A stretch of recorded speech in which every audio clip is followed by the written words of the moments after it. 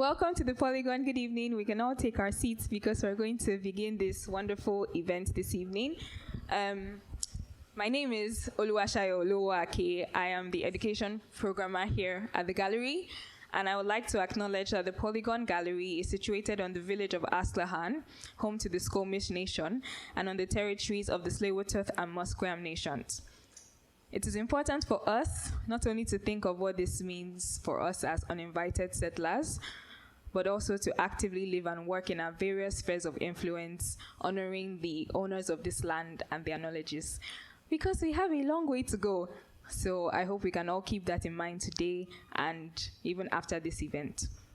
But today, the conversation is titled Transition, Translation, Transcendence, and it expands the discussion put forward by Jeremy Shaw's exhibition by looking at transcendence, memory, and technology from an African and Afro-Diasporic lens, with our speakers drawing from Yoruba and Ewe artistic traditions.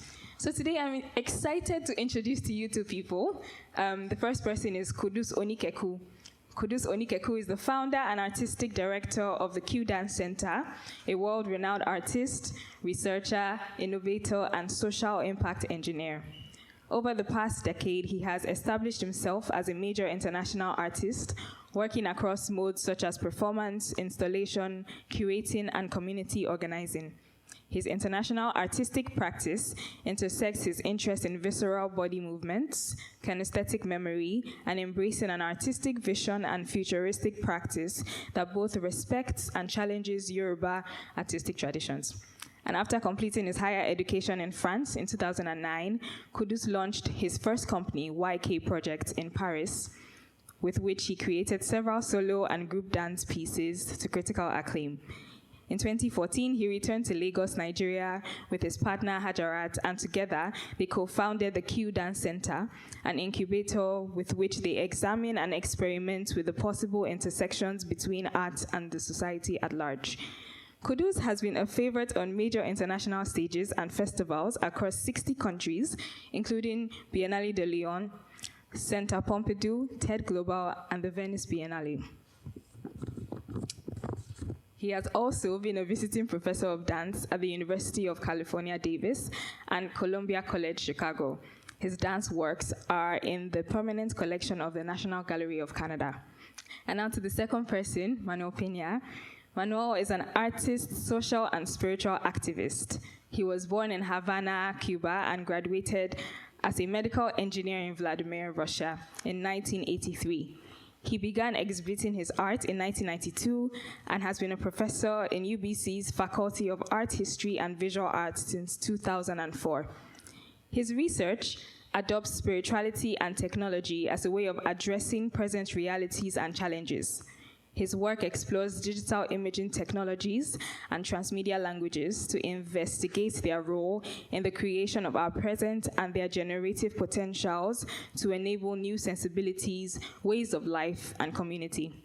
Manuel Piña is the co-founder of the New Tribe School, an online and land-based global network of healers, teachers, and cultural and software activists working towards the preservation and dissemination of ancestral wisdoms and languages from around the globe. His work has been exhibited in the Americas and Europe, including Havana Biennale, Istanbul Biennale, Grey Gallery, Doxy Gallery, and Daros Museum. But I am just going to jump right into the first question, and since our title, the title of this conversation or this event is Transition, Translation, Transcendence, my first question to both of you is, how do you define transcendence? To me? To both of you. Oh, both of you. okay. How do you define transcendence? That was the last question. So first I was thinking about my answer. So now I thought about the answer. So transcendence is, I replied to you that I have no idea what you're talking about actually, right? Yes. But of course, and later on you didn't have an answer for it. Mm-hmm. Okay, go on. But I think I have a very good definition of what it is, or a pointing to a definition of what it is. There is a certain God, right? In Western African cultures, that has a prominent place because it's a God that you constantly run to for advice. Every move important you're gonna do, you consult that oracle, right? And this is where our practices and interests come together. I forgot what I was saying. I'm sorry. Yeah. So there is a God, right? And the strange thing about that God, right, is that the person who consults or talks or appeals to this deity, which is the priest, quote unquote, does it in a certain system. There is a system for it, but it turns out the system is a binary system of 16 digits, right? And 16 digits are these gods, again, quote unquote. So this priest memorizes these stories, right? Gives them to his disciples. So the process of divination, quote unquote divination, is go from these doors and corridors that your decisions in life will determine, right? So this system is a system that contains all the possibilities in all possible universes, and it's your choices that mark that path, that divination that this God tells you about. But the thing is that the point is that this God actually communicates with you in a digital binary system. And at some point, of course, you cannot memorize more story. There is a limit. And from then on, there is a communication, a direct guidance with this God again, right? Quote unquote. And that for me is the perfect definition of transition. How the digital enters into a spiritual, quote unquote, space, right? And how that puts into question what is actually a God, what is a priest, and what is divination. And basically you end up that what's going on. So that's a long answer to your question. Okay. Let me just context for the audience. Manuel is referring to the Ifa divination system. That is, I'll say Ifa is an oracle. And basically what happens is that there are a set of codes that the diviner kind of draws on this board. He uses a divination board and 8 knots, sometimes 4. And when those knots are thrown, a code is formed on the board, and that code translates to, each code is attached to verses that the diviner has stored in their head. And so whatever code is kind of given on that board, the diviner would read out or recite out the chapters. And so that's what Manuel is talking about with the binary codes, where it's not like what Western people would think some African religions look like, but it relies on literally ones and zeros and these codes to be formed in order to recite those chapters. Yeah, just context. Qudus, do you have any thoughts on what transcendence might mean to you?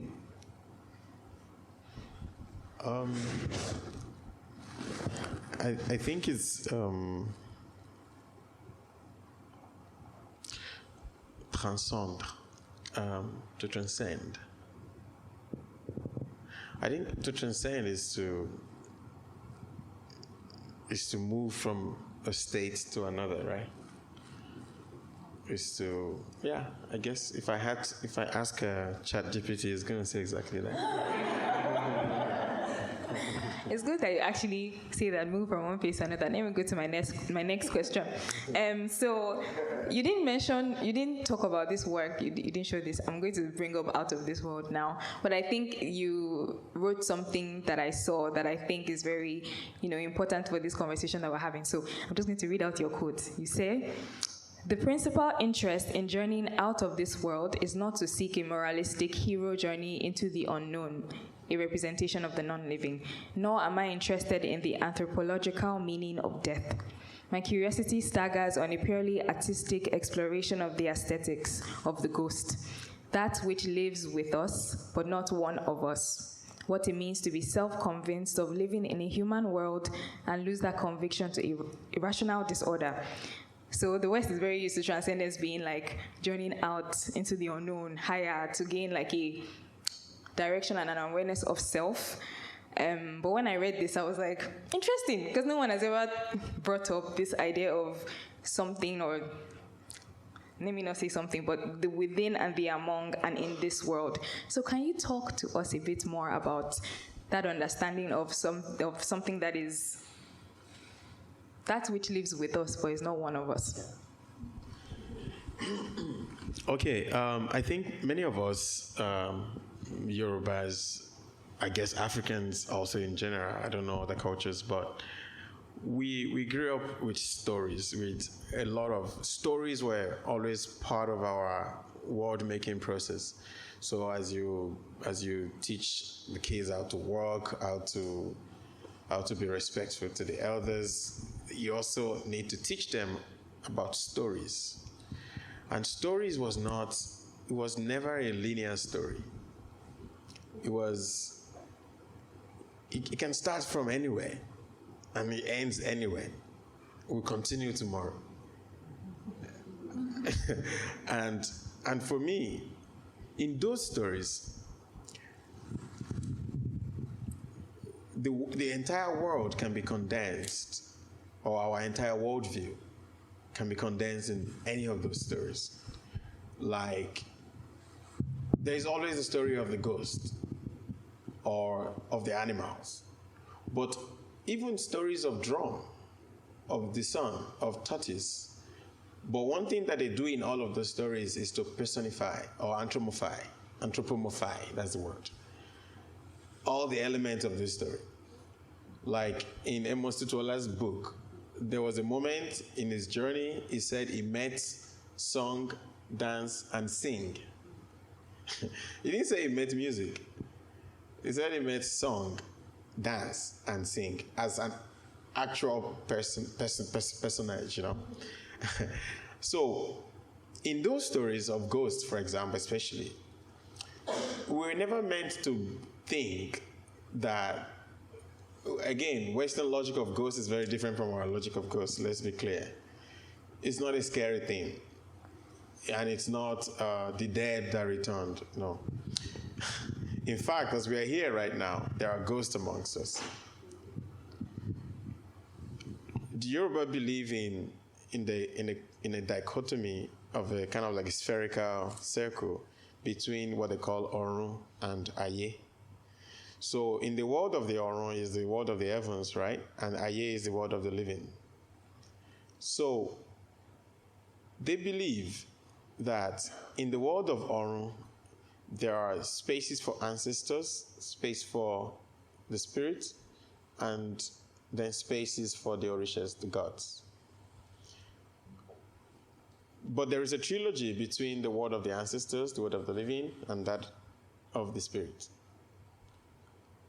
Meaning, when you die, you don't go to heaven or hell.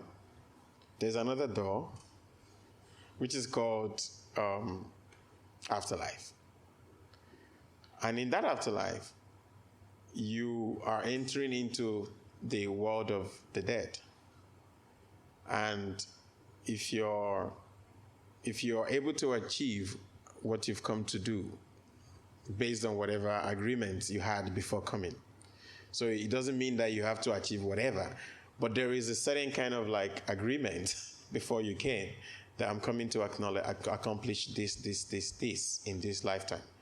So if you are not able to accomplish those stuff, then you're sent back to the spirit world and given new lessons and new understandings. And then based on that understanding and lesson and what you want to accomplish again, then you decide the portal through which you come. I'm tired of coming as a black person.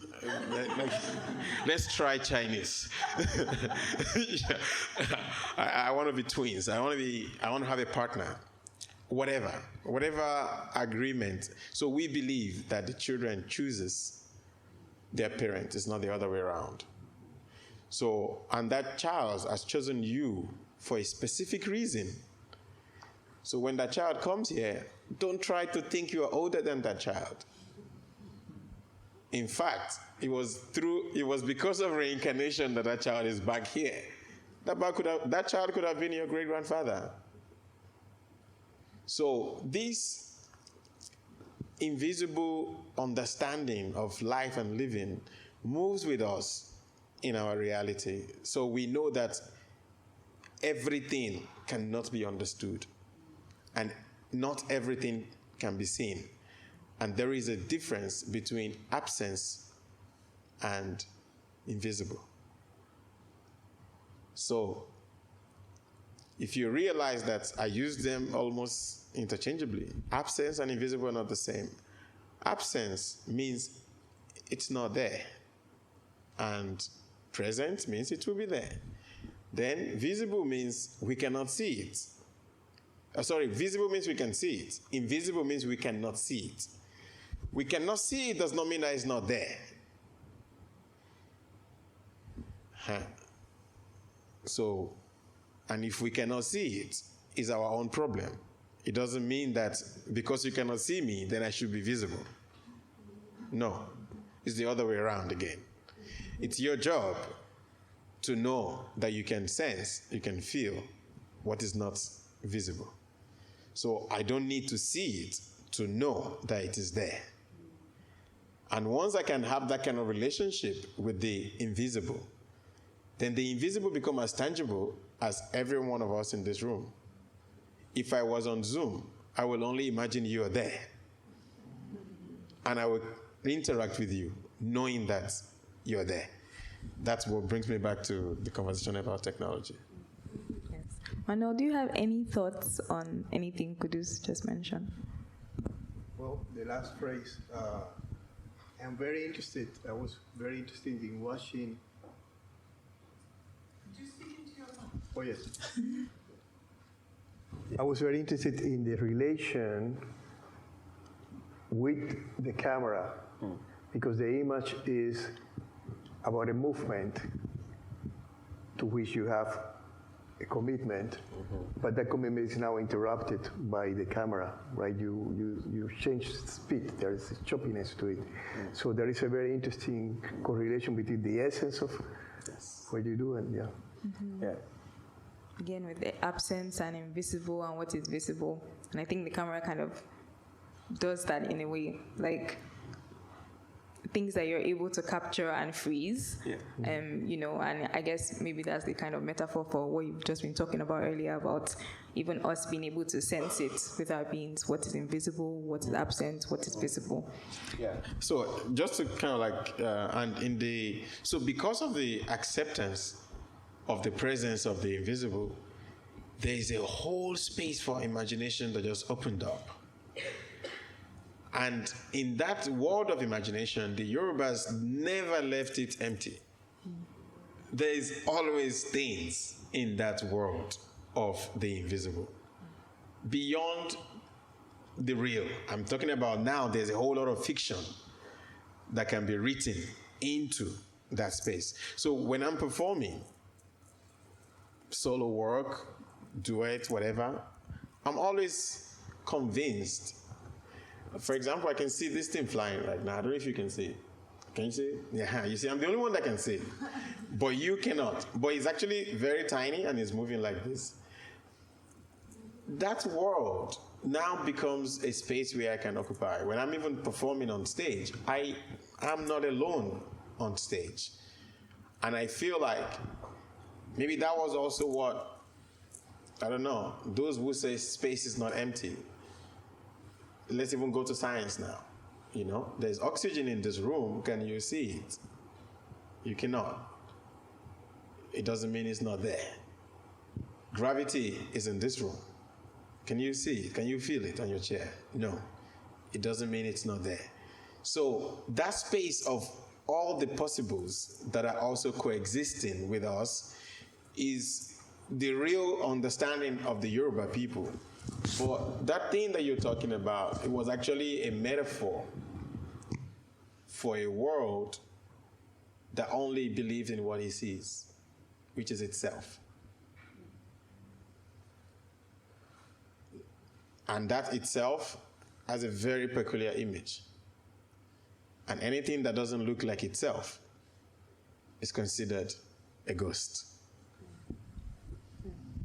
A lot to unpack there, but maybe we would circle back eventually. I know that we would talk about different things. I know it to come up again, but I actually want to move into just going further into like spirituality and technology. When I look at Jeremy Shaw's work, I see him use spirituality and technology interchangeably. So if you go to Phase Shifting Index, for example, the spirituality or the technology is math or meditative practice in different videos. But at the same time, towards universal pattern recognition that we see, the photographs here, there is a clear divide between what is spiritual, what is technological, what is hedonistic, a very clear divide. And so I think I just wanted to, in my earlier conversation with both of you, when I asked you about spirituality and technology, you said it was the same. And so I think I want you to talk more to the audience about how those two are linked or the same for both of you. Well, the example of the IFA is an obvious one, right? I can't think of anything more mysterious than that. The example of what? The IFA system. I cannot think of anything more mysterious than that. Well, maybe flying with Flavio is very close, but still, you know. But I think we are in a moment in which that diffusion of the digital into the unknown is mirror, or I cannot say mirror, is echoed like in a chamber, right? Fractally. Yeah, fractally, yeah. In our existences now, right? This technological essence of us, okay, I want to just say, and then I can explain or not. But there is an essential, the technological in us is gaining a momentum, right? And we can see our existences more and more taking place in that realm. But with it, we are bringing another versions of ourselves, right? We are,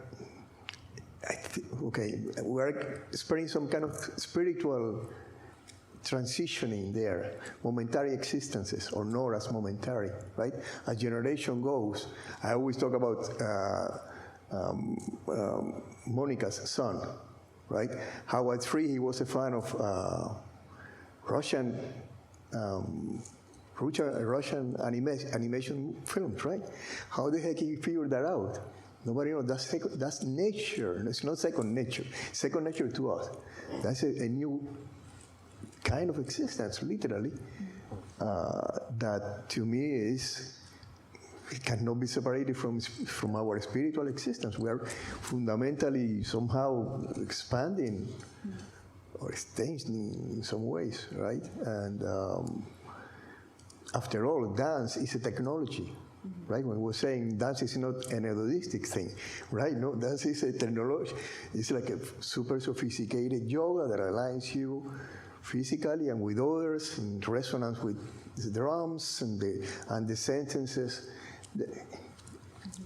you know. So it's so intimately that it's just let alone our own machines, right?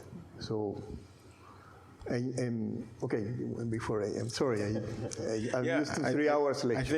I think it's the real technology. What is technology? Spiritual. What do you call it? Spirituality. What is spirituality? And I think the phrasing of that question in itself makes it clear that there is a presumption of what spirituality is, and there's an assumption of what technology is, which is like the never-ending war between religion and science. For me, and I feel like the premise of that assumption is what we need to reconsider. Technology, let's go back to the original word, technos, is a tool. technology is just a tool. The first technology was technology. Yoruba people call it technology, meaning you press it and light will wake it up. So it's not magic. There's so many technologies that we are using, and if we can use it as a tool, then it's science and it's tech, digital, whatever I want to call it. Okay, if I can understand everything I said again about the invisible space that the Yoruba people have created on an entire world, forget about Yoruba people for a moment. If a certain kind of human beings can do that, and that is actually solving a whole lot of mental questions that they may have, because it just becomes evident for everybody, including the children and the adult and everybody. It becomes so evident. So if some people can do that, then anybody can do it, really. You just have to imagine it. So I'm saying that in that sense, it is a tool for. Now, you decide what you want to use your tool for. So if it's the tool, then it's science. We're not talking about I don't even know what people consider to be spirituality. Really, I'm always confused when people talk about that. I'm like, what are we really talking about? Like I've said, the Yoruba people believe that there are three distinctly different worlds: the world of the living, the world of the ancestors, and the world of the spirits. So which part of this world are we referring to when we talk about spirituality? What access are we gaining, or are we seeking to gain that we don't have access to? Then we brand it one thing. So again, spirituality, I don't really know what it means, and I don't know if it's on the opposite of technology. Okay. That's interesting. And I think just carrying on from there, just to talk more about spirituality, I guess whenever any kind of African religion or spirituality is mentioned, there's always kind of dark, mysterious connotation that follows it, that doesn't follow any other religious or spiritual practice, where the spiritual is overemphasized and the existence or the potential of anything technological is non-existent. And so when you look at Ifa divination system, going back there, and the idea of the diviner and these codes and these chapters and verses that the diviner recites, you have already this kind of oracle where there's no Wi-Fi, there's no computer, there's nothing. But like, this has been existing way There is a multiverse that opens up. Yeah, but and this has been existing way before the computer ever came. And so when I was thinking about how to ask all of these questions, like, so what do you now then call technology? If I understand Ifa in this way, like, if this is the foundation with which I understand how to approach anything technological or anything technology or anything spiritual, then I guess I have to redefine everything else because it doesn't make sense. Yeah. And so I just, moving on to like the digital interface, I actually going to ask this question to Manuel, because I know you work a lot with that, and I stumbled upon this quote in your project Machines where you say that it's the sites of remerging of the ancestral and the new. And then I wanted to ask, because then I guess we understand, if we've just been talking about Ifa divination system, we can say in a sense that's ancestral wisdom. Yes. So now we come to the digital interface, and then I ask, what is ancestral, what is new? Are they different? Do they merge? Like, how do you navigate that on this, if we see technology now as this digital interface that you've just been showing us, for example? Mm-hmm. Mm-hmm. How does ancestral knowledge, how are they working in relationship to one another? Well, there is we all know now that the problem with the biggest, academia has many problems, but one big problem, but one of them is this new history that is revealing to us, right? All of a sudden we have all these wisdoms from all over the world showing us that there was so much knowledge somewhere, right? So that, what is turned out to be called spirituality is just technologies, ways of being, right? Ways of achieving maximal human potential, right? That's the goal of those religions, right? And in my work, I don't know. That is a big question, right? I by chance created something that was touching people. I had no idea. I did it just by chance, quote unquote. It just happened to me, right? And that has been figured out. That's why I'm trying to be figured out all these years, right? How do you do that? But I also, and then introduction. I see it very much in his practice, which has this. I wouldn't say glossy, but he has the textures and the flavors of something extremely contemporary, right? Bringing the contemporary or pushing what is these flavors that's so wonderful in his images. But this is what he would call the thing that goes, but the really important, or the means to the really important stuff. And the really important stuff for him is fundamentally spiritual. It's creating space for growth, for culture to flourish. So it is in that in between that I think we are living more and more, and where we should probably inhabit consciously. And could just let me come to you, because I know that Yoruba philosophy is at the heart of what you do. And I was reading again, you were writing a text, and I don't remember, this was under reincarnation, but then you said that for Yorubas, time is cyclical and non-linear, and the future and the past aren't in conflict. And I was thinking of that time, again, going back to Jeremy Shaw, in understanding that, will I be spoiling this if I say this? But understanding that time is warped. Let me just say like that. Time is warped, is non-linear as well.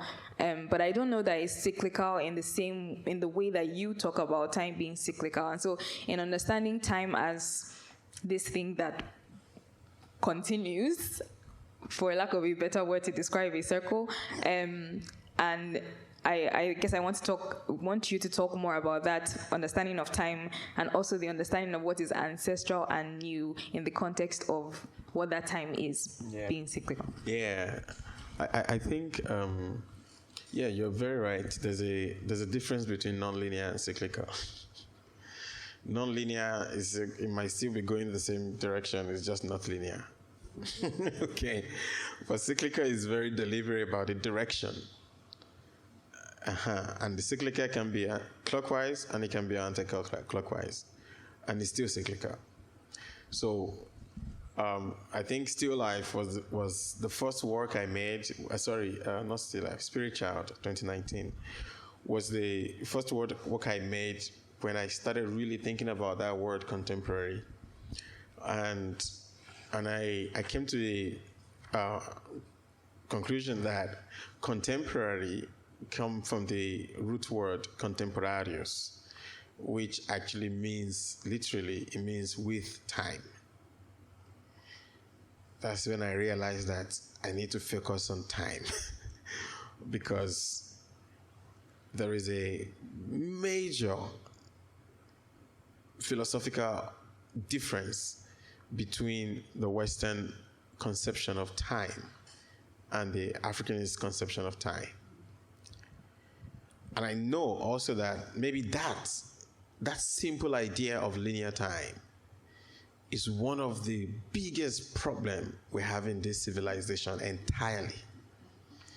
Because the idea of life after death, either going to paradise or hell, has also become a fundamental understanding of our idea of morality. So, this idea of progress, economical progress, first world over third world, and all of that, is also set on this idea of linear time.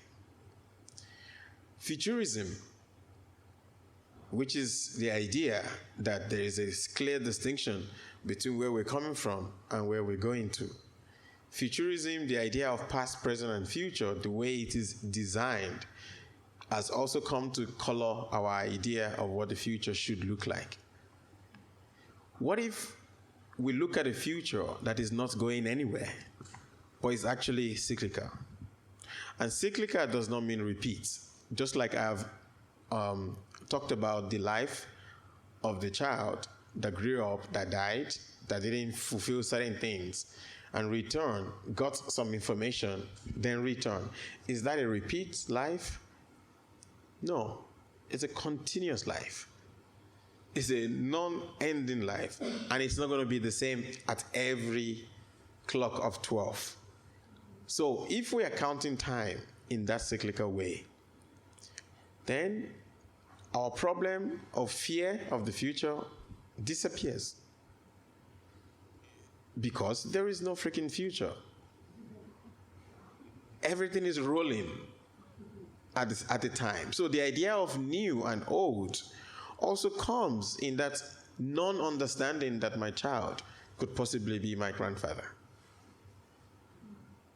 So it's almost like those coming behind then becomes the eldest. Even in terms of how we talk about wisdom. Maybe your child is wiser than you. Maybe. So if I'm moving with that logic of time, again, my interest as an artist is spaces where I can imagine. It opens a whole field of imagination. Now, that is me trying to take it away from the mystical thing that it sounds like. It's just me as an artist. It gives me a huge space for imagination. Okay, we're going to go further into this imagination now. Manuel, you say something about one of your projects, Machines, which is one of the things you showed earlier. You say it is the reimagination of the digital interface as a new universal language towards the creation of healing experiences. And then again, you say to reclaim the digital interface is to reclaim the right over our imagination. But let me break it down into two parts. I think Manuel answered the first part, Qudus answered the second part. So, Manuel, I'm curious about how you use the word new. You know, in that quote, Machines is the reimagination of the digital interface as a new universal language. And I'm also interested in how you talk about the creation of healing experiences. I may be wrong, but my assumption when I read that was, is it that the digital interface was not universal, or is that it was a kind of universal language, but it wasn't working towards creating healing experiences? Like, how, just let me ask your thoughts on that, the digital interface, healing experiences, and the idea of the new universal language. Is that the last question? Yeah? Almost. Almost. Because it could be a good moment to bring out the phones and talk about precisely that. Yeah, maybe this is the time to bring that out, actually. If everybody can bring their phones, and let's put it on the floor and make a mosaic and see what happens. If you read. Oh, you have this. Oh, nobody has a. Oh, the code. I see. Okay, maybe. Yeah. Shall we finish the questions and then we'll bring yes, it back up? Okay. The thing with I already actually mentioned is that we know and we take it as a natural thing. That these spaces will affect us mentally. We know that they are meant to be not only harmful but also addictive. But that's the way things are. You know, it's a very strange situation in which we are, right? And we just take it for granted because nobody seems to figure out the fact that this is something that is controlling us and that we should have some agency. It's a language over which we have no agency, have control of everything we do. It's shaped us, reshaped us profoundly, right? Again, spiritually, profoundly spiritually. And yet, it's a virtual language in the hands of technocrats, right? It's like you have people, it's like, you know, all you can read in your life is telenovelas or eat McDonald's. Literally, it's as harmful as that, right? So, what if we could actually use the language? How could we? If it's something that can be so easily harmful, that should be the opposite, should be possible too, right? So, and that's again, that's the notion of what is beautiful here. It's not just it's beautiful as a technology too, again. I see. Okay. And Qudus, let me ask you about the second part of that quote. To reclaim the digital interface is to reclaim the right over our imagination. I'm now interested, when you were talking earlier about the space to imagine, which is for you not quite technology like the digital interface, but like an actual thing here. How do you juxtapose those two things? The space to imagine here, but also what does it mean for what does that reclamation of the digital space and reclaiming the right over imagination mean, if my question makes sense? I think the second part of the question answers very much, what he was saying. Spaces for imagination.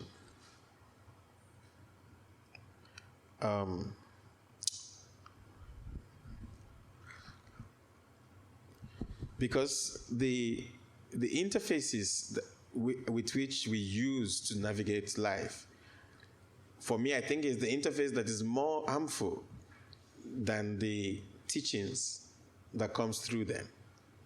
What am I saying in essence is that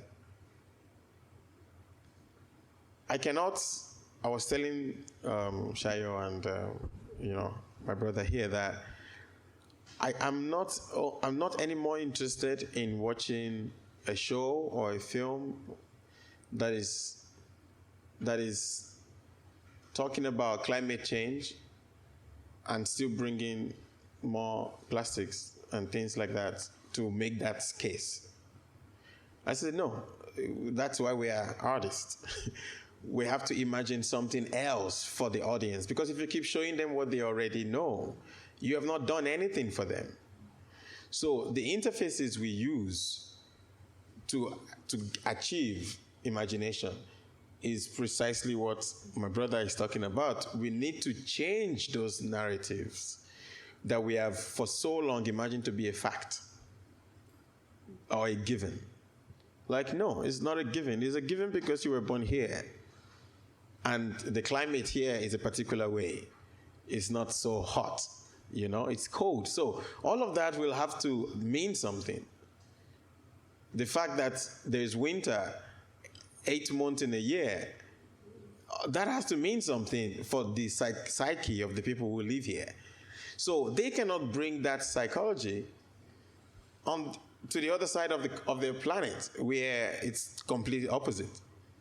But the technology we all use is being designed in this place where when you keep digging the floor, there is no natural resources.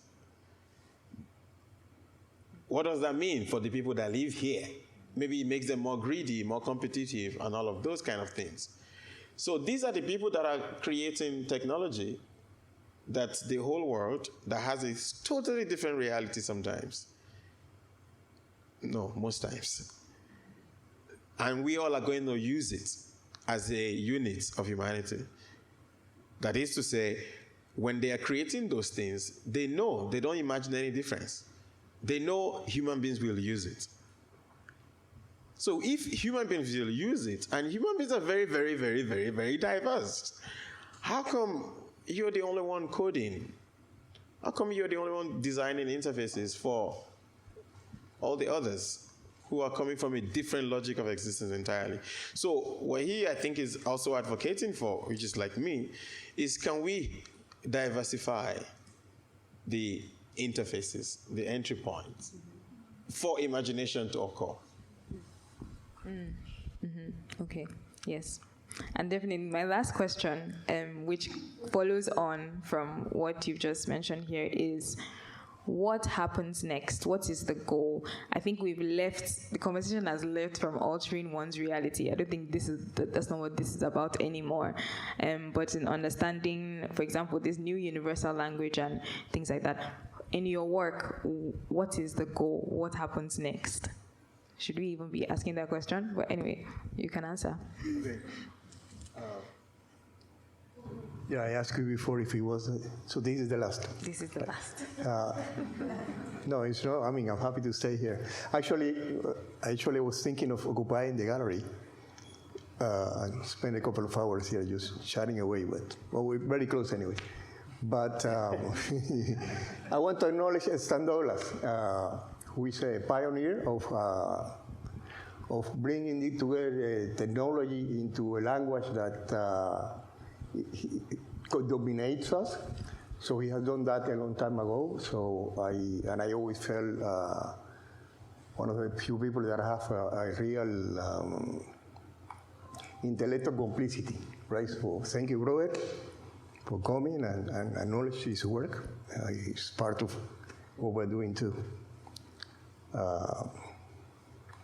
So what was I? What happens next? What happened next? Well, apparently, okay, I think that, I think I have it in a position now that I can get people to start playing around with this language, with imagining what this language is, right? I've been trying with my students many things, trying this idea. So what happens, we now combine the efforts of Qudus.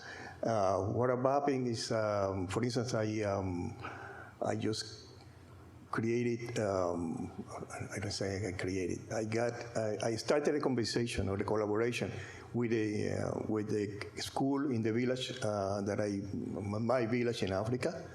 So the children can be part of that too, this conversation, learn from there, or create their own things, right? So that's the future, this dream of connecting Flavius to school, which will happen also very, very soon, my brother. So that's the hope, these connections. And of course, our brothers from Brazil, so that's the dream. Connection, community. Okay, Qudus, what's the goal? What happens next after all of this has been said and done? Is there a goal? Yes, we die. We die? We die and we come back again to the same bullshit. Nothing hopeful or? Yes. Because nobody exits here. We're coming back. For me, I think is to keep helping people out of the addiction.